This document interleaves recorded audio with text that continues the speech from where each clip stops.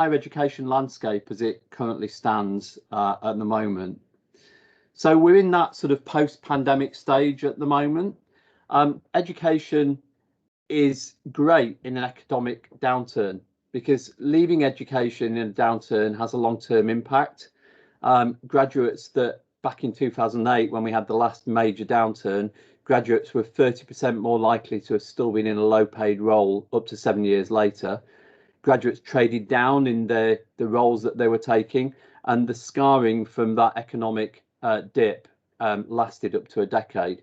But that means there's lots of positive reasons for encouraging graduates to stay on in education. So getting them to stay on in postgraduate, or if you're in FE, getting them to stay on for HE is crucial at the moment, because being in education during a recession is much better than seeking work. So now's the time to be spending money on postgrad marketing, and that's something that we should be talking with all our clients about. And we're fishing in a bigger pond at the moment. So we've been talking for the last few years about the dip demographically of 18-year-olds. Well, that dip is over, and the population is now rising. It's rising substantially over the next 5 to 10 years. And London and South East are going to have an even greater growth. So for clients that recruit from London and the South, it's going to be a bumper time for 18-year-olds. So applications at the moment. So currently 43.2% application rate amongst 18-year-olds in England. So that means that that's the number of as a percentage of all of the 18-year-olds in England, 43.2% of them are applying to go into higher education. That's huge. We've seen growth across the entire sector, slightly steeper in higher tariff providers. So the Russell Group are seeing a big bonus at the moment from this. And there's strong subject growth in medicine, in allied to medicine subjects, and also in education. But there's been a step decline in EU applications. So we're down from 43,030 last year to 26,010 based on the January 2021 numbers at UCAS. That's a huge reduction in EU applications. But at the moment, the rest of world, so the worldwide international numbers, obviously excluding the EU, are growing substantially, and particularly from India, and sustaining across the rest of the world. What will happen with the India numbers and conversion from India because of the current situation there is obviously yet to be seen. So international growth is still very positive. The post-study work visa provides some space for long-term recruitment push.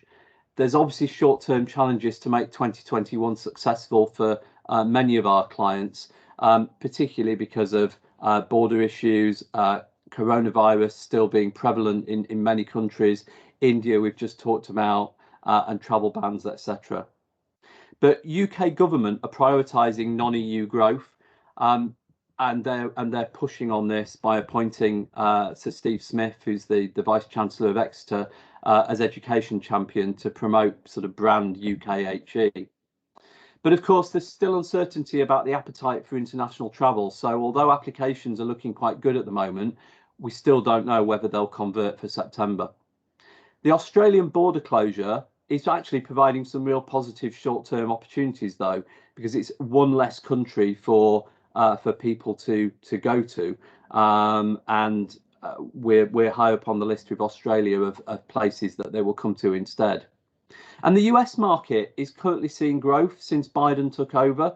So from an education promotion of education perspective, the US is doing well again at the moment, and that means we're expecting to see buoyant numbers from the US. So as we've said, travel bans could impact conversions for September. India obviously being the latest ban to be imposed, and it's the second biggest market for UK students after China. So it could have a real serious impact on international student numbers for many of our clients in September. But potentially opportunity knocks with the EU. There's still lots of interest in a UK education from EU member states. And there's very positive traffic on Google when it comes to share of voice for education searches. So I think although the numbers were down at applications in January, that doesn't necessarily mean to write off the EU. I think that there will be a good boost in numbers by the time we get to clearing. So when we just come back to applications then, so student experience has been shrunk over the last year and a half by the pandemic, and it's going to need rebuilding. At the moment, students are very much getting an online experience. They're not getting the full university experience, and that's something that's going to need to be rebuilt. Student confidence is definitely at an all-time low and is going to need to be reaffirmed. There's so many of them have lost so much face-to-face learning, and there's going to be some real work needed to boost confidence in the student offering. And of course, the cost of student accommodation has become a major issue, with many private landlords not willing to negotiate on students who haven't actually been using their accommodation. And these are the things that get picked up in the news and then add to the bad vibes that unfortunately go out there that cause us to suffer from poor applications. The other thing that's looming, I'm sure many of you will remember that the Auger review took place in 2019, and it's been sitting there in the background over the last 18 months. But it looks like at the Treasury review in the autumn, they are going to push through the £7,500 fees. So that will be a reduction from the current fee level down to £7,500 max per annum for undergraduate. This in itself could have financial implications for many HEIs, especially those that are not cash rich and those that really need to get their undergraduate numbers in order to keep afloat. So this is something that we just need to keep an eye on, watch for stuff in the news on it, see what the latest information is that comes out regarding fees and the Auger review. But the other thing that's coming is admissions reform.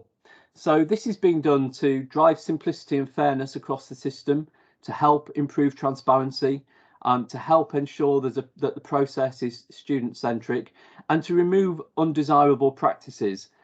Read into that what you think, but basically unconditional offers that I know many of you will know all about. There's also public commitment on this. All of the parties had it in their election manifestos and they need to stick to it. So what does admissions reform look like at the moment? So our current process for applying for an undergraduate degree is to apply by January the 15th, whilst you're still doing your A-levels. You then get made offers which you can accept subject to your A-level results. You then get your results and find out whether in fact you meet them. If you do, great, you've got your place. If you don't, you go into clearing, or you got your results and they're better and you trade up at clearing. So that's basically the current process.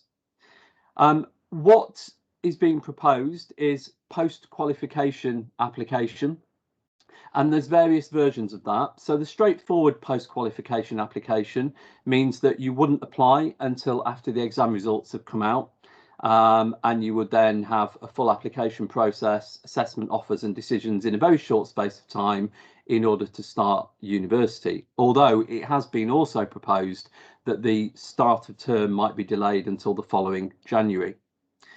But then there's also what's called PQO, or post-qualification offers. And there's two versions of this. There's the DFE version, which means that you apply before exam results, but you don't actually get any offers or acceptances until after your results have come out. And then there's the other version that UCAS have recommended, which means that people can apply, be assessed and be rejected where there's a good reason for a clear rejection before the exam results. So for example, if somebody has applied for a course but the qualifications that they're studying are not the right qualifications for the course that they've applied for, they could be immediately rejected. So things like that. So that's another option in the system. All of this is going on at the moment with a view to this falling into place for 2023 admission. That might sound a long way away, but bear in mind we're already talking about 2022 admissions at the moment, we'll be talking very shortly about 23. So expect to see lots of this coming up. And now I just want to touch on just some student sentiment. So the student room very kindly gave me access to their internal sentiment that they run on a monthly basis. And there are two main areas at the moment that sentiment seems to be showing up around. Virtual experiences is one of them, so online open days. They continue to be very, very, very important. Face-to-face events still seeming uncertain. Even today, they're seeming uncertain. UCAS have cancelled all of their face-to-face events until after the summer, and will be going virtual. And latest research that I've seen today is saying that most universities and colleges are in the same boat. So they're not intending to do face-to-face open days this side of the autumn term. But we need to ensure that inquirers can talk to current students from the same course. That's what the students are asking for. And also that you've got taster lectures for each course. So those are the two key elements that are coming out of the sentiment on Student Room from applicants. Ensuring that inquirers can talk to current students and ensuring that you have taster lectures for each course. But when you look at the least important areas around virtual experiences, again, out of their ratings in 2021, the applicants are not really interested in local area videos, and they're not interested in wellbeing, and they're not interested in webinars with lecturers. Now, that's not to say that they're not interested in your local area, they're not interested in wellbeing, because we all know that they absolutely are. What this is saying is that when they come to your virtual open day, those are not areas that are high on their priorities at the open day. So the other big area is mental health, as I guess we'd all expect. And as much as the next generation of students are saying that they don't want wellbeing advice at the open days, they most definitely want that advice. They just want it in different ways. So they need that support. Mental health is one of the most talked about topics on TSR again in April. So how can you help? Well, ensure that you provide ease of access to info about applying to your institution, and also respond in a timely manner with offers. As you'll see from the word chart on the left here, application was one of the most trending words in the worry area, because the students are worrying about their applications because they're not getting their offers in a timely manner. So anything you can do to speed up offers will reduce the mental health strain. So let's talk a little bit about clearing 2021 and where we think that's going. So first of all, some context on 2020. Business remains the largest subject area in clearing nationally, with 11% growth. Subjects allied to medicine was a close second, growing by 20% in 2020, and computer science also saw a substantial increase, up by 17.7%, as did nursing and psychology. Interestingly though, law was the subject area with the largest downturn, seeing a net decrease in applications in 2020. The traditional clearing student is becoming less prevalent though. The number of direct applicants is growing every year, and more students use the system to shop around. Clearing is becoming a longer period of direct application and trading up, rather than a single day of last-ditch calling. Higher tariff universities are benefiting from this shift quite disproportionately. They're really doing well from it. And of course, the typical clearing student we're now seeing is now older and also more likely to stay close to home. I think that's something that we all expected to see in 2020, was the staying close to home. So online learning quality was one of the biggest factors for clearing students choosing where to study in 2020. And mental health and confidence are the biggest barriers to students wanting to study. Instagram, Snapchat and YouTube are increasing, whilst Facebook is dramatically decreasing in terms of its numbers. But as we all know, Facebook is so big that it's always going to be a huge part of any clearing campaign, because the numbers are just so big, even with decreases. And TikTok is the most significantly growing channel, with more than 1 in 3 students using it daily. Interestingly though, students are increasingly preferring to use alternative methods of contact for online applications, SMS, social media, live chat and video call. So anything you can do to add in those alternative methods of contact will help your applications and will help you at clearing in 2021. So we come on to 2021. There are still concerns. A fifth of students reported considering changing study plans because of the pandemic. Concerns about their grades, loss of quality in teaching because so much of the last year has been virtual, and again, mental health. This was in the recent IDP Connect survey.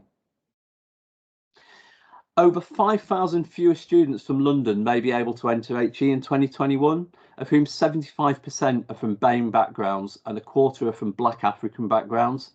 And over 60% of these 5,000 students who are most at risk of losing a place in higher ed are from the most impoverished areas, as measured by the Index of Multiple Deprivation.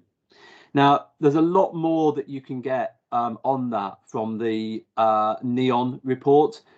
This came out in November last year. And interestingly, back then it was showing that over 27,000 students could miss out this year due to COVID learning loss. So it's well worth having a read of that report if you haven't already.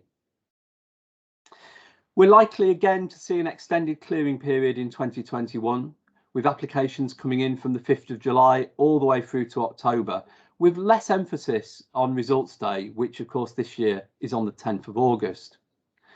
Clearing 2021 hopefully will be less chaotic than 20, as we've already gone through one virtual clearing, but there'll still need to be flexibility in marketing plans for unknowns. And the pool of students most likely to be missing out on university in 21 due to the pandemic will be BAME working class Londoners. So we really need to look to that group with our marketing. There's going to be a continuing growth of mature students accessing university through clearing, and also a continuing growth in the number of students choosing to study closer to home. That could open up new opportunities for many of our clients. So in summary, it's an opportunity to shine at the moment. The UK vaccination programme is giving greater COVID security and making the UK a great place to come and study. Careers advice, employer links are going to play an even bigger role in student experience. Investment in mental health and wellbeing services will pay dividends. And the return to campus, whenever it happens, needs to be fun, memorable, and really 100% positive. You really need to shout about it when we go back onto campus. And that's it from me. So thank you for your time.